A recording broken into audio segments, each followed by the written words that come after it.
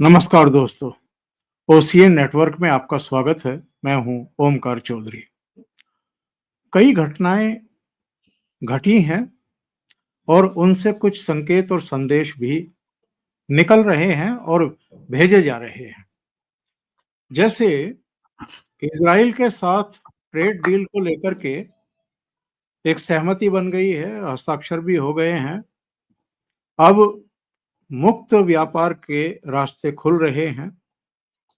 In fact Afghanistan के साथ तो हो ही गया है एक तरीके से। और अफगानिस्तान के जो वाणिज्य और उद्योग मंत्री दिल्ली पधारे, उन्होंने तो सीधे डोनाल्ड ट्रंप की सरकार पर निशाना साधा है, प्रहार किया है। मैं कहूंगा कि हमारे अरबों डॉलर दबाए पड़ा है अमेरिका, और जो हमारे रास्ते हैं जिंदा रहने के रास्ते, उनको भी बंद कर रहा है। पाकिस्तान का हमारा बॉर्डर बंद पड़ा हुआ है, चाबहार पर तलवार लटका करके रखी हुई है। और उनकी दिल्ली यात्रा को लेकर के मैं कभी-कभी बीच में पाकिस्तान के यूट्यूब चैनल और दूसरे जो उनके मीडिया के साधन हैं, उनको भी देख लेता हूँ, झाँक लेता हूँ। बड़ी भारी जबरदस्त चर्चा कि पहले विदेश मंत्री आए अफ़गानिस्तान के और अब उद्योग और वाणिज्य मंत्री आए, और बड़ी फ्रूटफुल डायलॉग्स हुए और आगे बढ़ने के लिए रूट्स तलाश किए जा रहे हैं। जैसे कार्गो विमान काबुल और दिल्ली और काबुल और अमृतसर के बीच में, तो इन सब पर चर्चा करेंगे आज। भारत क्या मैसेज भेज रहा है, और एक मैसेज तो खुद प्रधानमंत्री नरेंद्र मोदी भेज रहे हैं। G20 समिट में शामिल होने के लिए जोहान्सबर्ग रवाना हो गए हैं, और डोनाल्ड ट्रंप नहीं आ रहे हैं। एक अजीबोगरीब परिस्थितियां हैं। जहां डोनाल्ड ट्रंप जाते हैं वहां मोदी जी नहीं जाते, जहां डोनाल्ड ट्रंप नहीं जाते वहां मोदी जी पहुंच रहे हैं। इसका मतलब क्या है? और दूसरे ये भी समझेंगे कि अब भारत कौन सा रास्ता आगे अख्तियार करने वाला है। मेरे साथ जुड़ रहे हैं आदि अचिंत जी, तो सीधे जुड़ लेते हैं, जुड़ करके फिर चर्चा को आगे बढ़ाएंगे। आदि जी, बहुत स्वागत है। नमस्कार। नमस्कार सर। नमस्कार सर। जी सर। तो भारत कर क्या रहा है और भारत के संदेश और संकेत क्या हैं साहब? किस तरह से स्टार्ट करूँ सर? जहां से भी आपको सही लगे। देखिए अमेरिका और साउथ साउथ अफ्रीका की बात करते हैं सर। साउथ अफ्रीका में अभी मोदी जी जा रहे हैं। देखिए साउथ अफ्रीका में बड़ा सिंपल सा चीज़ है, हमारा अपना अफ्रीका का जो कॉरिडोर है जो आपको एक्टिवेट करना है। अभी आपको और भी दिखता है कि टोटल एनर्जीज़ के साथ मोज़ाम्बिक में जो डील हुई है, वो भी फाइनलाइज़ होके आगे जा रही है। सो उसका भी कुछ फाइनलाइज़ेशन है और भारत के अफ्रीका में बड़े स्टेक्स हैं सर। ये चीज़ हमको माननी पड़ेगी क्योंकि अगर आप देखेंगे G20 की जो पिछली जो मीटिंग भारत में हुई थी उसके अंदर अफ्रीका को G20 के अंदर as a permanent member India ने ही डाला था। तो साउथ अफ्रीका में जो ये मीटिंग है ऑब्वियसली वहाँ पर दूसरे अफ्रीकन लीडर्स के साथ भी मीटिंग होगी। तो ये बड़ा एक इम्पोर्टेंट सा यू नो अ, चीज़ है देखने के लिए। नाउ यहाँ पर ना पुतिन आ रहा है, ना शी जिनपिंग आ रहा है, ना ट्रम्प आ रहा है। तो Modi ji is the senior most leader यहाँ पर। तो देखिए ये भी एक एक अपॉर्च्युनिटी है, एक बड़े चीज़ को अगर आप देखेंगे इस ब जी20 जब भी बोलते हैं भारत का एक रोल उसके अंदर हमेशा से सामने रहता है। तो जी20 का वो रोल आपका रहेगा, यहाँ पर एक सीनियर लीडर आप रहेंगे, उसके बाद यहाँ पर ब्रिक्स की भी प्रेज़िडेंसी आपके पास है एंड देन ग्लोबल साउथ का जो आपका इनिशिएटिव है उसके ऊपर भी आप यहाँ पर काम करेंगे। सो देखिए सर आपके लिए अपॉर्च्युनिटी है, ट्रम्प तो आ नहीं रहा वहाँ पर, नहीं तो ट्रम्प के साथ वो आपको पता ही है क्या-क्या चलता है। तो ये अच्छी अपॉर्च्युनिटी है जहाँ पर आपको करना है, जो जो भी चीज़ें आपको अपने काम करनी है। अ, देखिए ट्रम्प के साथ कोई भी मीटिंग इस टाइम पे जब तक ये पूरा चीज़ सेटल नहीं हो जाती भारत के साथ, कोई फ़ायदा नहीं है उसका। तो और ये सेटल होते हुए थे काफ़ी टाइम लग रहा है और डिफरेंसेस भी हैं और आप स्टेटमेंट्स देख ही रहे हैं कि किस तरह से ये चीज़ें आगे चल रही हैं धीरे-धीरे करके। उसके अंदर एक बड़ी चीज़ आपको और समझनी है कि यहाँ पर भारत की तरफ से जो नज़रिया वो सिंपल और क्लियर है कि साहब देखो ऐसा है, हमको जो करना है हम करेंगे, अपनी मर्ज़ी से करेंगे with whom we do it, whatever we do it. अब जियोपॉलिटिक्स को देखें सर, यू हैव अभी एक एक ये वाली जो ये 2-3 दिन यहाँ पर हैं। उसके बाद 5-6 तारीख को पुतिन साहब आ रहे हैं। बीच में आपका जो रीजनल ये जो चीज़ चल रही है, दिल्ली ब्लास्ट एंड उसका जो जो भी चीज़ें हैं, वो उसका जवाब आपको देना है, तो वो भी पूरा चल रहा है। So there is a lot which is happening geopolitically इसके अंदर, और यहाँ पर काफ़ी बड़ी-बड़ी चीज़ें और दुनिया में भी चल रही हैं, जैसे यूक्रेन की पीस डील और ये सब भी आगे चल रही है। तो काफ़ी चीज़ें हैं सर, और इस टाइम पे भारत का एक बड़ा रोल रहेगा। There is no question about it. आपने अफ़गानिस्तान तक की बात करी, देखिए सर, अफ़गानिस्तान के जो ट्रेड मिनिस्टर यहाँ पर आए हैं, उसके चक्कर में बड़ा क्लियर है कि भारत और जो अफ़गानिस्तान के ट्रेड का गेम है, वो आगे चल रहा है। चाबहार सैंक्शन से एक ही चीज़ दिखती है कि यूएस को अपने आप को लूप में रखना है। तो हर 6 महीने में, "ओया जी, क्या हो रहा है?" ये वो एंड ऑल दैट। तो वो उस अपने आप को लूप में रखना चाहता है, तो he is not giving you a blanket opening. वो उसके अपना है, but you have to work within the game right now. अभी आपको थोड़े टाइम तक ये ऐसे ही रखना पड़ेगा। बिकॉज़ आपका एक इंटरेस्ट है, और आप जैसे मैंने पहले भी बताया था, बागराम के अंदर भी आपका इंटरेस्ट है, आपका इंटरेस्ट अफ़गानिस्तान के अंदर भी है, उसके बाद जो पाकिस्तान में जो करतूतें करनी है, उसका भी इंटरेस्ट है। तो ये सब चीज़ें हैं सर, जो आपको ये पॉलिटिक अभी खेलनी पड़ेगी, which is a real politic game. Having said that sir, देखिए हुआ क्या है कि ट्रम्प के ये जो टैरिफ्स-वैरिफ्स हैं, ये इसको अभी चुभना शुरू हो गए हैं। एंड चक्कर क्या हुआ है कि इसको ये अम इसको जो ये ट्रम्प का ये जो सुप्रीम कोर्ट का जजमेंट आने वाला था, वो आने वाला था 14 तारीख नवंबर को। अब उसका फाइनल कोई जनवरी-फरवरी में आ रहा है, तो ये फँस चुका है सर। इसको था कि भैया ये जजमेंट आएगा, क्योंकि जजमेंट में इसने भारत का नाम लेके लगा रखा है कि भैया नेशनल सिक्योरिटी के चक्कर में भारत को उसने ये टैरिफ एक्स्ट्रा डाले हैं, क्योंकि भारत उसके अमेरिका के नेशनल सिक्योरिटी के से अलग जा रहा है। ठीक है? तो उस वजह से उसने ये टैरिफ्स आपके ऊपर लगाए हैं। नाउ वो फँस चुका है, तो उसको कहीं न कहीं थोड़ा-सा विगल रूम चाहिए, तो अभी वो मेरे हिसाब से 2-3 दिन पहले तो इतना एकदम ओ इंडिया ये, इंडिया वो कर रहा था, अभी फिर से उसने वापस अपना नाटक शुरू कर दिया है। कल-परसों में उसने जो स्टेटमेंट दिया, और अमेरिका की तरफ से जो एक रिपोर्ट आई, एक एक और रिपोर्ट आई थी जो बेसिकली इग्नोर हुई, उसका सिग्निफिकेंस मेरे हिसाब से काफ़ी हद तक इग्नोर किया गया sir, because I don't know why but उसमें एक सिग्निफिकेंस है, क्योंकि वो जो यूएस सीआईआरएफ की report I, council of religious freedom की, वो अगर आप देखेंगे, उसके अंदर बाबरी बाबरी ढांचे का, बाबरी अलिज्ड मस्जिद का उसके अंदर मेंशन है, जो अगर आप इसको थोड़ा-सा साथ में रखें, 6 दिसंबर वो भी डेट है जब ये हमला अलिजिडली ये जो डॉक्टर मॉड्यूल है, इसने भी प्लान करा हुआ था। तो कुछ तो यहाँ पर अब वो दिखता है, और अगर आप यूएस सीआरएफ की हिस्ट्री देखेंगे, इसमें पाकिस्तानी भरे हुए हैं, कूट-कूट के भरे हुए हैं, सारे ही पाकिस्तानी, उनका वाइस चेयरमैन पाकिस्तानी है। एंड ये वो जो वही जो इस्लामिक टाइप सोसाइटी है, उसके उसके ये सारे बंदे हैं। तो ये देखिए सर, ये इनका प्रेशर टैक्टिक है, जहाँ पर ये कुछ ना कुछ आपके ऊपर थोड़ा बहुत प्रेशर डालने की कोशिश करते हैं कि भैया इसको ज़रा थोड़ा-सा दबोच के रखो, ताकि हमारी जो भी चीज़ें हैं वो कर रहे हैं। और अमेरिका इस टाइम पे सर एक बड़ा अजीब-सा गेम खेल रहा है, which is the game of containment. Uh, अगर आप देखेंगे, तो वो रशिया को भी कंटेन करना चाहता है, चाइना को भी कंटेन करना चाहता है, आपको भी कंटेन करना चाहता है। और इसके बारे में मैं अगर आपको बताऊँ, तो सर 1992 में एक आर्टिकल लिखा गया था न्यूयॉर्क टाइम्स में, जिसमें लिखा गया था, भैया हाउ टू इंश्योर कोई और पावर दुनिया के अंदर राइज़ ना करे, ठीक है? ये इनका बड़ा क्लियर वो है। तो उसके अंदर ये लिखा हुआ था कि भई अमेरिका को कुछ भी करना चाहिए, उस कंट्री के आस-पास उसको उसी जगह पे धड़ के रखना पड़ेगा। जितनी भी इकोनॉमिक, डिप्लोमैटिक और जितनी भी कोवर्ट एक्टिविटीज़ हैं, आप करिए, ताकि कोई भी आपको चैलेंजर ना उठे। तो अगर आप देखें सर, रशिया के सामने यूक्रेन को खड़ा करके रखा हुआ है, वहाँ पर ईस्टर्न यूरोप में उसने पोलैंड, नॉर्वे, डेनमार्क, स्वीडन, इनको सबको नेटो-वेटो में तगड़ा करके रखा हुआ है। ऑल्दो यूक्रेन अभी टूट जाएगा, यूक्रेन का गेम खत्म हो जाएगा, बट अगले बंदे ऑलरेडी रेडी हो रहे हैं वहाँ पर। उसको वहाँ पर चेक करने की कोशिश कर रहा है। रोमानिया में एक ब्लैक सी के ऊपर एक अपना बेस बना रहा है। टर्की के साथ उसने थोड़ा अपने रिलेशंस को स्ट्रॉन्ग करा है। वहाँ पर टर्की को सीरिया उसको गिफ्ट में दिया है, तो टर्की उसके से थोड़ा काम करेगा। इस तरफ आएँ तो सऊदी अरेबिया में अभी वो एक डील-डूल करके गया है पूरी तरह से। सेंट्रल एशिया में घुस रहा है रशिया के लिए, और सेंट्रल एशिया तो चाइना को भी इम्पैक्ट करता है वहाँ पर। आपको ईरान के थ्रू तंग कर रहा है। चाइना को ईरान के थ्रू तंग करता है। आपके साथ में अगर देखें, तो 2 तरफ से आपको भी लगा रखा है, एक तरफ आपका पाकिस्तान है, एक तरफ बांग्लादेश है, दोनों तरफ आपको खींच रहा है वो। चाइना को देखें, एक तरफ वहाँ पर जापान से खींचना शुरू हो चुका है। इधर से मेरे हिसाब से बांग्लादेश और म्यांमार के थ्रू ये चाइना को तंग करने की कोशिश करेगा इस तरफ से।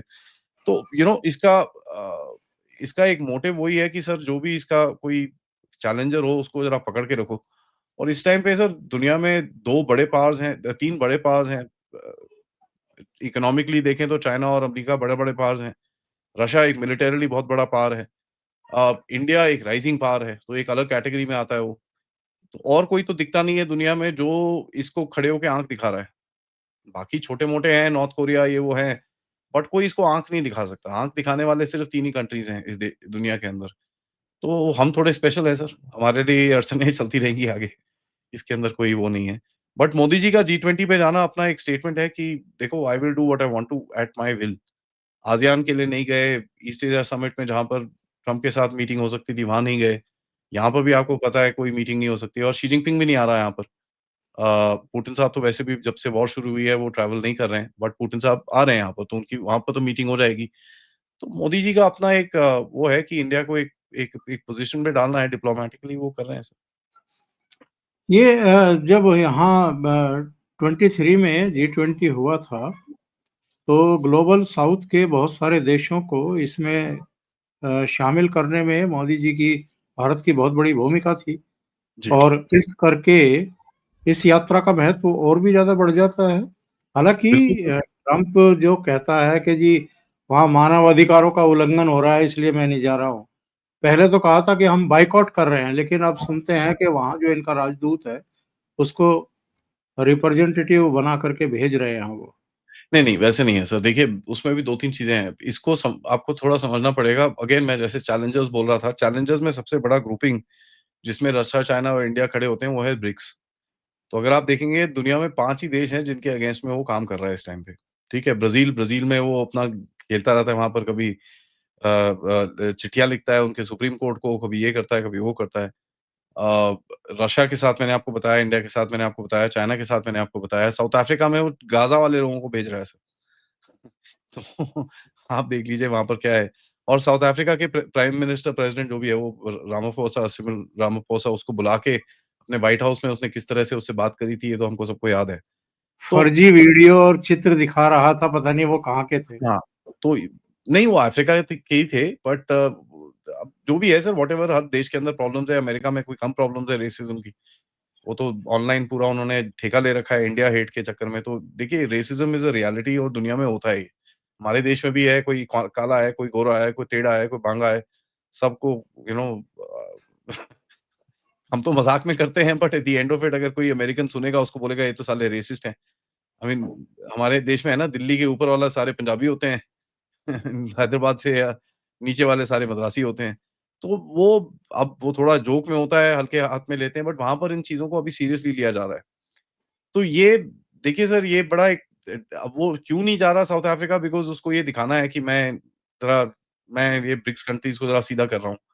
अम, एंड यहाँ पर ये जो राजदूत का चक्कर है सर अगले साल अमेरिका प्रेज़िडेंट है जी20 का, तो ये समिट अमेरिका में होगा अगली बारी।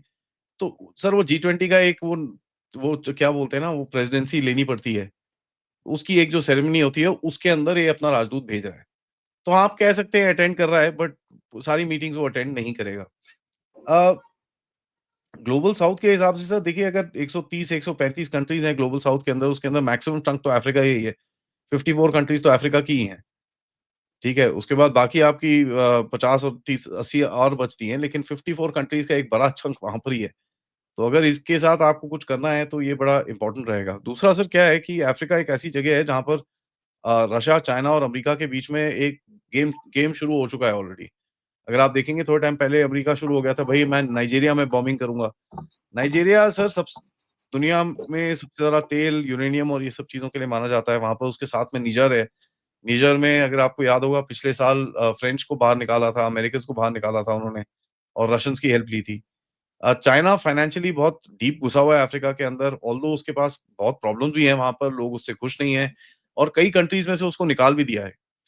बट रशिया का जो इन्फ्लुएंस है उस रीजन के अंदर, अफ्रीका के अंदर सर, जो न्यूक्लियर फ्यूल और ये सब चीज़ों का, न्यूक्लियर डेवलपमेंट का, आपका मिलिट्री टाइज़ जो हैं, उनके इकोनॉमिक बड़े ज़बरदस्त ट्रेड टाइज़ हैं, एजुकेशनल, कल्चरल टाइज़ हैं। तो रशिया का काफ़ी एक एक फ़ोर्स है वहाँ पर एंड उस फ़ोर्स के बीच में अगर आप काम करोगे तो रशिया आपको कुछ करेगा नहीं। बट अगर अमेरिका घुसता है तो फिर वहाँ पर फिर एक गेम दोबारा वो ग्रेट गेम टाइप कुछ शुरू हो जाती है। तो ये एक एक चक्कर है सर अफ्रीका का जहाँ पर अभी मेरे हिसाब से बिकॉज़ अफ्रीका में सर सबसे ज़्यादा रिसोर्सेज़ अभी हैं, जिसमें अभी तक लोगों ने देखा तक नहीं है। तेल है उधर पे, भर के तेल है, गैस है। जहाँ से हम लेंगे अभी मोज़ाम्बिक से और इस तरफ से जो ईस्ट अफ्रीका से आपको तेल आएगा। उसी के लिए अगर आप देखें मेडागास्कर में आपने थोड़ा-सा अपना बेस बनाया है, सेशल्स में बेस बनाया है, ताकि आप उस रूट को पूरा कवर कर सकें। आपका प्रेज़ेंस अभी मालदीव्स के अंदर भी है, तो आप पूरा वो इंडिया अफ्रीका कॉरिडोर जो है, वो आप उसको पूरी तरह से कवर कर सकते हैं। तो ये सर दिस इज़ ये एक अभी जो ग्लोबल रीसेट है, ये उसका पार्ट है सर और कुछ नहीं है। धीरे-धीरे करके जो पावर गेम चेंज हो रहा है और हर कोई खींचने की कोशिश कर रहा है सर। अमेरिका खैर वो ट्रम्प साहब को ही पता है वो क्या कर रहे हैं। बाकी तो सर जिसके पास 2 कौड़ी का दिमाग है, वो तो नहीं बता सकता हो क्या रहा है। ट्रम्प साहब तो अलग ही वो दुनिया में चलते हैं सर। बट एक चीज़ है सर, यहाँ पर आपको एक चीज़ और समझ में आनी पड़ेगी। ट्रम्प को मीडिया बड़ा पसंद है। तो एक वो अ, ये अपॉर्च्युनिटी ज़रूर मिस कर रहा है मीडिया में ये वो करने की। बट हाँ, अफ्रीका के अगेंस्ट में जो न्यूज़ चली थी कि व्हाइट्स को वो फेंक रहा है, ये कर रहा है, वो कर रहा है। उसके अंदर चक्कर क्या है सर कि अमेरिका में इस टाइम पे एक वो व्हाइट सुप्रीमेसिस्ट क्रिश्चियन टाइप एक नैरेटिव है। तो उसको थोड़ा लोकल लोगों को उसका जो एक मैंने पहले भी बोला था वो इंडिया हेट इज़ बेसिकली अपना एक वोट बैंक बनाने के चक्कर में है, which is the white nationalist Christian. ठीक है? जो सेंट्रल अमेरिका में रहता है, सादर्न अमेरिका में रहता है। अ, वो काफ़ी एक बड़ा वोट बैंक है इसके लिए जो जो वो पकड़ के रख सकता है अपने अपने पास। तो वो उस वोट बैंक को थोड़ा-सा पकड़ अपना स्ट्रेंथन करता है ये सब चीज़ें करके। बाकी अंडरस्टैंडिंग के हिसाब से अगर आप देखेंगे कि अगर भैया ट्रम्प को पूरा पता है साउथ अफ्रीका में क्या हो रहा है, I don't think so sir. उसको उसको तो ये भी नहीं पता होगा साउथ अफ्रीका के बीच में एक और कंट्री है जिसका नाम लेसोथो है, यू नो तो अब ये सर थोड़ा-सा नहीं, अमेरिका में भी ब्लैक लाइव्स मैटर क्यों अभियान चला था? ये तो उनको अपने गिरेबान में भी झाँक के रखना चाहिए। सर वो अब वो भी कंस्पिरेसी थी, हम सबको पता है वो जॉर्ज सोरोस वालों ने करा था ये वो, बट वहाँ पर रेसिज़्म है सर, ऐसी बात नहीं है। आई मीन आप देखेंगे वहाँ पर ब्लैक्स की क्या हालत कर रखी है, हिस्पैनिक्स की क्या हालत कर रखी है। हैटी उनका जो एक वहाँ पर आगे जगह है, रीजन है उसकी क्या हालत हो रखी है। इन लोगों ने जो अपनी अपनी यू नो नेटिव्स बोलते थे इनको रेड इंडियंस जो बोलते हैं, अपनी जो ओरिजिनल पॉपुलेशन है उस जगह की, उसकी क्या हालत कर रखी है। मार-मूर के सबको साइड पे कर रखा था इन लोगों ने। तो ये इवन इन हवाई सर कई लोग हैं जो हवाईन आइलैंड्स के अंदर वो बोलते हैं यार हम अमेरिकन्स नहीं हैं, हमको क्यों पकड़ के रखा हुआ आप लोगों ने, छोड़ो हमको। तो वो भी है सर। अब देखिए अमेरिका भी ऐसे ही काम करता है खुद भी, उसके अंदर कोई डाउट नहीं है। एंड सबसे बड़ी चीज़ देखिए सर अभी जिस तरह से ये लोग H1B के पीछे पड़ रहे हैं, आप देखिए किस तरह से इंडियन हेट्रेड इन लोगों ने लगा रखा है। तो ये मेरे हिसाब से बड़ा अजीब-सा लगता है जब ट्रम्प बाबू बोलते हैं भैया तुम सफ़ेद चमड़ी वालों के साथ ये काम कर रहे हो और उसके ही अपने बंदे किस तरह से हमको गालियाँ निकालते रहते हैं, जो भी at the end of it हम तो काली चमड़ी वाले हैं ना सर। अब चलो ठीक है आप काली मत मानो तो भूरी चमड़ी वाले तो हैं ही ना, पीपल ऑफ कलर तो हैं ही हम लोग। तो ये थोड़ा हिपोक्रेसी है सर ट्रम्प की। बट वो अपने वोट बैंक उसका वोट बैंक थोड़ा पागल सा है, गधा सा है, तो वो अपने वोट बैंक को चिपका सकता है सर ये सब चीज़ें। और ये जो हाल में फिर से इन्होंने बकैती की है डोनाल्ड ट्रंप ने कि 375% टैरिफ लगाने वाला था मैं भारत के ऊपर, सर पहले 500 था सर। 125 घटा दिया। नहीं, पहले 500 था सर, अगर आपको याद होगा पहले 500% था। ठीक है? जब जब पहले अनाउंसमेंट करता था तब तो 500 था।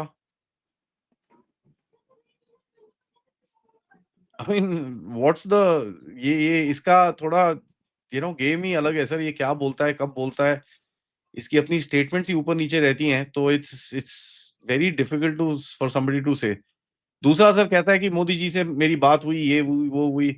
अब ये सब चीज़ें ऐसा है सर, ये कहाँ बात हुई है मोदी सर वाली, मोदी जी ने फोन किया, कहा कि हमारा हो गया।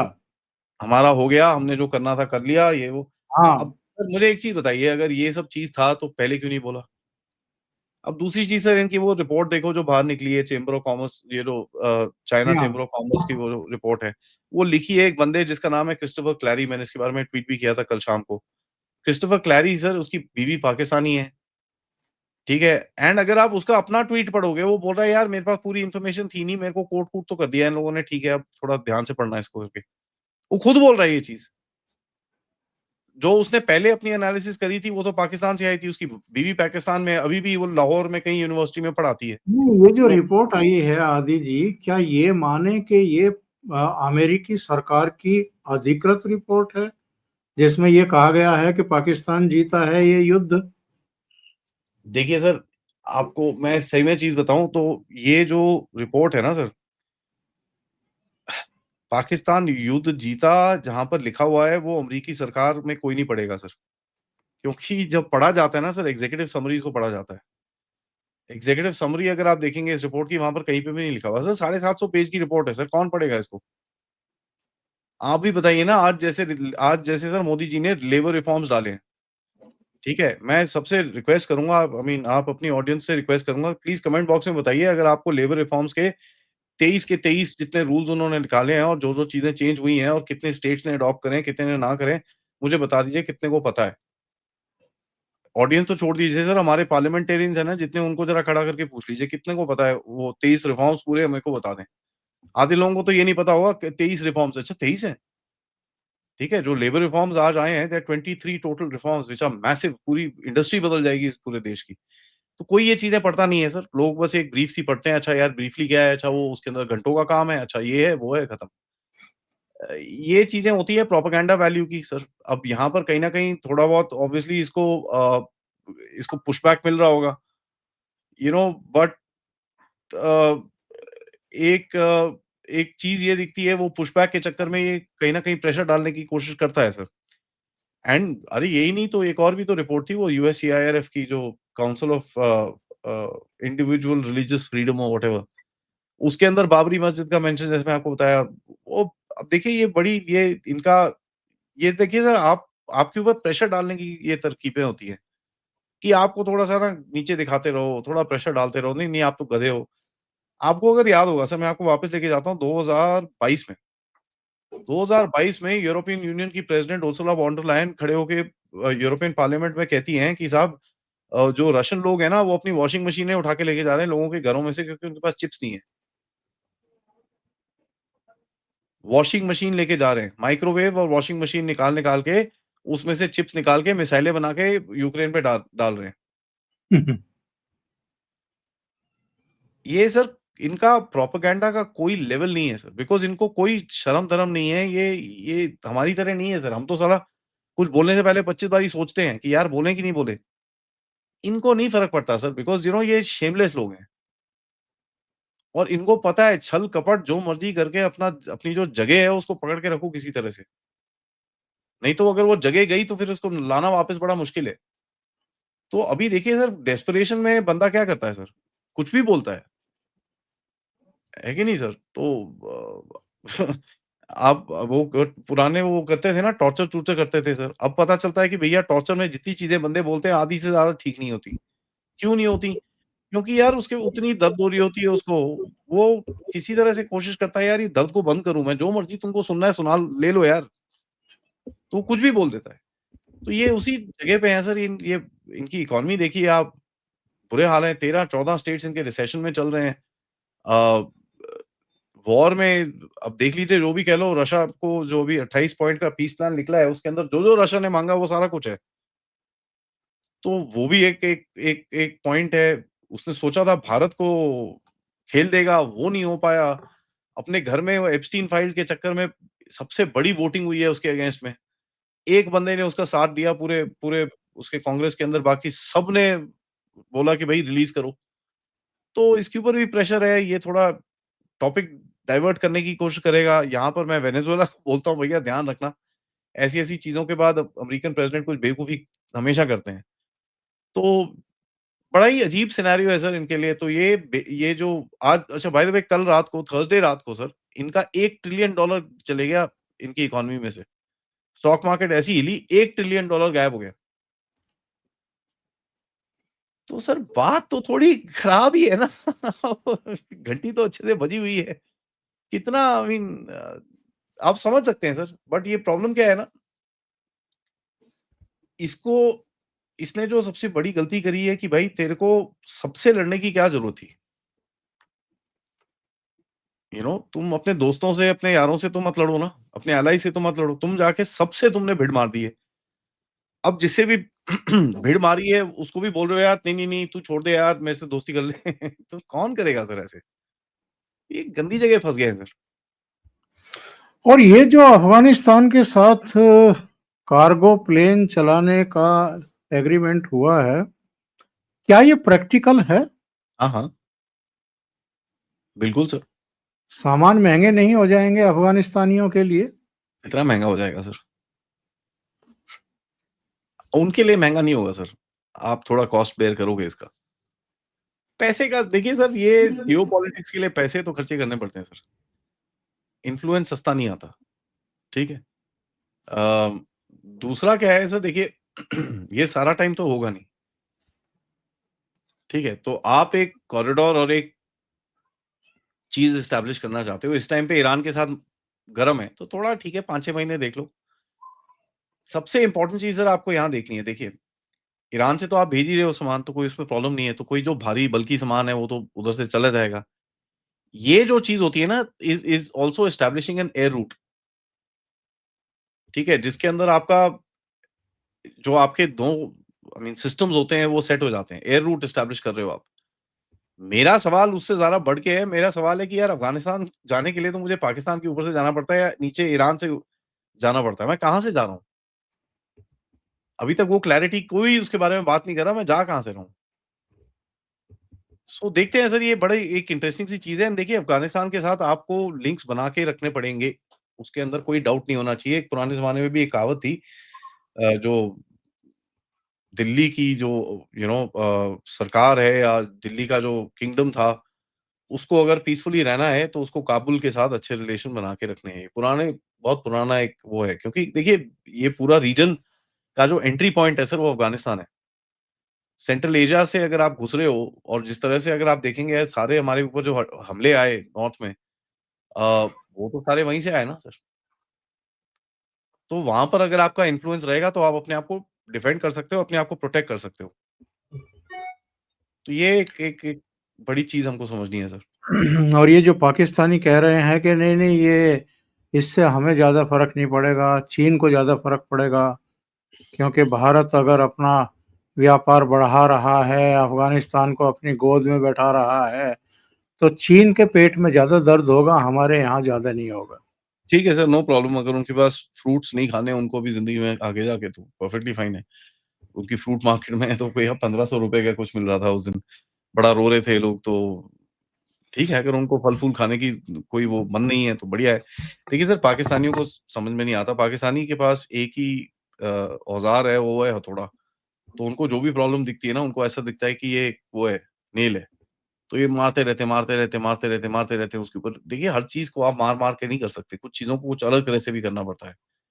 कुछ गेमें खेलनी पड़ती हैं, आपको थोड़ी सेटिंग करनी पड़ती है, आपको थोड़ा-सा यू नो स्ट्रक्चर बनाना पड़ता है, उससे लॉन्ग टर्म रिज़ल्ट आता है आपको फिर। ये जो पाकिस्तानी खेलते हैं सर, कल सुबह क्या होगा मैं उसको देख लेता हूँ, पहले बाकी बाकी सब भाड़ में गया। आप जितने भी इनके डिसीज़न देख लीजिए, इन्होंने कभी सोचा नहीं कि यार अगर ऐसा होगा तो क्या करेंगे, अगर वैसा होगा तो क्या करेंगे? इनके दिमाग में अब तो देखो बस अभी। और आपने ये देखा था जब तालिबान आया था वहाँ पर, वो जी प्राइम मिनिस्टर कहता है, "भई shackles of slavery has been broken." Fantastic. लोग बोलते हैं, "जी भैया आप देखो कश्मीर हमको तालिबान लाके देंगे।" अबे यार तुम नहीं ले सके भैंस क्या, किसी को साला बोलते हो 600 किलोमीटर उधर से इधर आओ, फिर तुम 600 किलोमीटर अंदर जाओ भारत के और कश्मीर लाके दो हमको। खुद नहीं कर सकते कुछ। 70 साल से खुद ने 4 बारी कोशिश कर ली, वो नहीं हुआ उनसे। लेकिन कोई और ला के देगा हमको। तो इनको ना सर देखिए वो एक दिमाग में इनका फतूर है, उस फतूर का कोई इलाज नहीं है। तो क्या बोले इनको सर?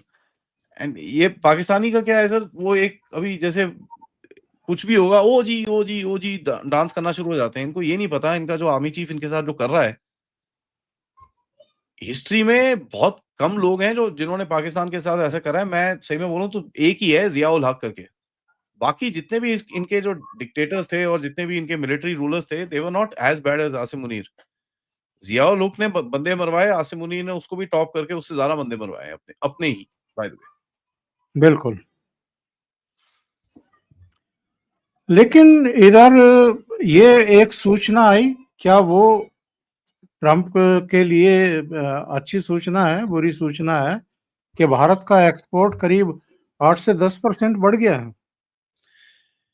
देखिए सर, डाइवर्सिफिकेशन तो चल रही है एंड मेरे थोड़ी फैमिली अभी यू नो आए वापस अभी अमेरिका से, वो बता रहे थे कि भई जो इंडियन स्टोर्स हैं वहाँ पर अ, तो वो उनका जो क्या नाम है, प्राइसेज़ हैं और ये सब है, बहुत ज़्यादा बढ़ चुकी हैं। तो अब वो इंडियन स्टोर्स में सिर्फ 2 कम्युनिटी जाके ज़्यादा शॉपिंग करती हैं, वो इंडियंस एंड चाइनीज़। जो वहाँ पर लोकल चाइनीज़ है ना, वो काफ़ी इंडियन स्टोर यूज़ करते हैं, उनको इंडियन खाना बड़ा पसंद आता है वहाँ पर। तो they buy a lot of ingredients and all that stuff यहाँ से। देखिए सर, आप अब बोलते हैं ना, एक पुरानी सेइंग है कि भई किसी और को मारने के लिए मैंने अपनी नाक काट दी। इन्होंने ऐसे ही कुछ करा है, ठीक है? तो सामान तो जा रहा है सर, पैसे कौन दे रहा है? इनका अपना बंदा दे रहा है। दूसरा सर, कई चीज़ों के अंदर जैसे गोल्ड है और ये सब चीज़ें, वो दुबई के थ्रू जा रहा है। तो हमको तो वो सब चल रहा है। तीसरा चीज़, अगर आप देखें सी फूड में काफ़ी आपको झटका पड़ने वाला था, वो तो चाइना और जापान, साउथ ईस्ट एशिया ने ले लिया आपका पूरा। आपको टेक्सटाइल्स की थोड़ी ज़रूरत थी, वो तो यूरोपियन यूनियन चले गया वहाँ पर आपका। तो काफ़ी हद तक आपने एक डाइवर्सिफ़िकेशन करी है पिछले 1 डेढ़ महीने में, और मैं सही में बोलूँ सर, मैं तो 2023 दिसंबर से बोल रहा हूँ साहब, हमारे ऊपर सैंक्शन होने चाहिए। भारत के ऊपर सैंक्शन बड़े ज़रूरी हैं। अब देखिए, सैंक्शन आए तो ठका-ठक आपने पूरा डाइवर्सिफ़िकेशन कर दिया। अमेरिका अगर 3-4 महीने और ये रखे अपने ऊपर, तो हमारा ट्रेड विल बी खत्म। बिल्कुल। सो आपकी जो भी डिपेंडेंसी थी, वो पूरी तरह से खत्म हो जाएगी। बट वैसा होगा नहीं सर। अ, जैसे आप देखेंगे, एलपीजी की ऑलरेडी अमेरिका से कुछ बातें चल रही हैं। कई लोग परेशान हो गए, जी इतनी दूर से एलपीजी लेके आओगे, मोदी जी को गव ट्रांसपोर्टेशन कॉस्ट नहीं पता। इन गधों को ये नहीं पता सर, देखिए सऊदी अरेबिया या मिडल ईस्ट से आप जब एलपीजी लेते हो, आपको 440 डॉलर पर मेट्रिक टन पड़ती है। जब आप अमेरिका से लेके आते हो, आपको $330 पर मेट्रिक टन की वो देता है, ठीक है? उसके अंदर आप $50-60 पर मेट्रिक टन या $70 $80 भी लगा दो पर मेट्रिक टन ट्रांसपोर्टेशन कॉस्ट, फिर भी वो ₹400 पे पड़ता है, और सऊदी अरेबिया से इधर आने में अगर आप 5 या $10 भी लगा लो, वो फिर भी 480 हो जाता है या 485 हो जाता है, तो कौन-सा सस्ता है फिर? देखिए सही है। सर, ऑयल मार्केट ऐसी होती है सर, एंड ये गेम अभी चलेगा, because at the end of it आपको एक चीज़ अ, समझ में आना पड़ेगा कि ये जो ऑयल की मार्केट होती है, अगर आप देखें, अभी अमेरिका हमारे से जेट फ्यूल खरीद रहा है, ठीक है? क्योंकि उसकी कैलिफोर्निया की जो रिफाइनरी है, उसके अंदर आग लगी थी, तो उसके पास अभी उसके पास सप्लाइज़ नहीं है, तो वो जेट फ्यूल आपसे खरीद रहा है। 60,000 टन आपसे जेट फ्यूल खरीदा है उसने। तो सर, इन चीज़ों का कोई मतलब नहीं है, क्योंकि ये मार्केट डायनामिक्स में चलती हैं, और अमेरिका अपने बारे में ये आँखें बंद कर लेता है, लेकिन दूसरों के बारे में यू नो उल्टे-सीधे चीज़ करता है। और दुबई से सूचना आ रही है आदि जी, एयर शो में भारतीय वायुसेना का तेजस फाइटर जी सर। जेट क्रैश हो गया है। जी। एक झटका तो है साहब भारत को ये। नहीं सर, बिल्कुल। देखिए, ये बड़े-बड़े एयर शोज़ में एक आधा क्रैश तो होता ही है सर। दीज़ आर मैं एक चीज़ बताऊँ सर आपको, आप गाड़ी चलाते हो सर? कितनी स्पीड पे चलाते हो सर? नहीं, लोगों को दुष्प्रचार करने का मौका तो मिल गया, नहीं, मिलेगा। नहीं, वो है, बट सर जो कोई वो दुष्प्रचार वाले तो बेवकूफ़ हैं। इन चीज़ों पे कोई दुष्प्रचार नहीं होता सर। आप कितनी स्पीड पे चलाते हो सर? 70-80? ये साहब जा रहे होंगे सर करीब 600-700 किलोमीटर घंटे पे, ठीक है? 1000 फुट की हाइट पे। आप जब तक ऐसे-ऐसे करो ना, आपने कोई 5-7 किलोमीटर कवर कर दिए हैं। आपको लगता है ना, थोड़ी मेरी स्लीव ज़रा यार, मेरी ना थोड़ी-सी, मैं ज़रा अपनी जैकेट ठीक करता हूँ, ये 10 किलोमीटर हो गए सर।